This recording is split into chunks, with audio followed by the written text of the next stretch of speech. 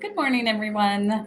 I say good morning because where I am, it is about 8:45, and I'm just getting ready for my first client to come into the office. And I was thinking, what what to talk about today. I wasn't sure, so we've done a couple muscles in the neck.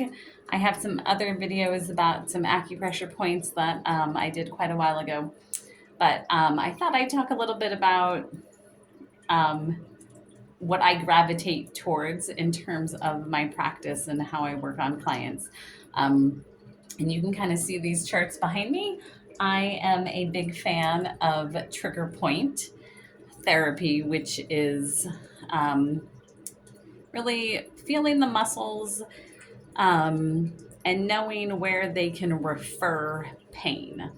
A lot of times we will have a pain somewhere, but that's not where the problem is.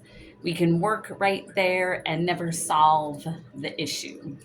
So with trigger point and having these charts, I love because a lot of times I can have a client point to um, where they're experiencing pain, and I can see exactly where the trigger point is and exactly what muscle I need to work.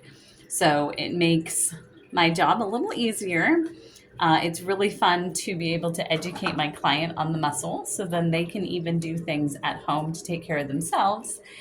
Um, and then I can work you or your body, my client, and relieve the discomfort and then move on to maybe an actual massage that feels good and just helps relieve stress as opposed to referring or working with pain and discomfort within the body. So I've talked about this before in one of my other videos, but I'm showing it again. It is the cork ball. I love this. A lot of people, therapists, physical therapists, will talk about using a tennis ball.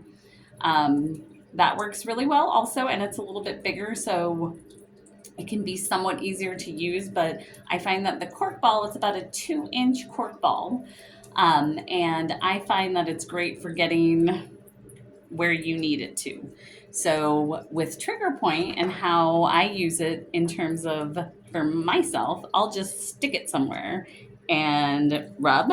So then I'm not actually using my fingers to grip, which is great to save my hands for my clients. You can also stick it on the wall and lean against it. So you can put it on your shoulder. I'm going to stick it on my deltoid. So the top of my shoulder, and then if I can just get it just right so you can see it, then I can roll. I can just hold the point. And some of the things that I like to talk about is the pin and stretch. So you hold that point and then you move, and it kind of does a pin and stretch on there. So that is the information I'm going to leave you with today. And I will be back tomorrow with a new video. Thank you.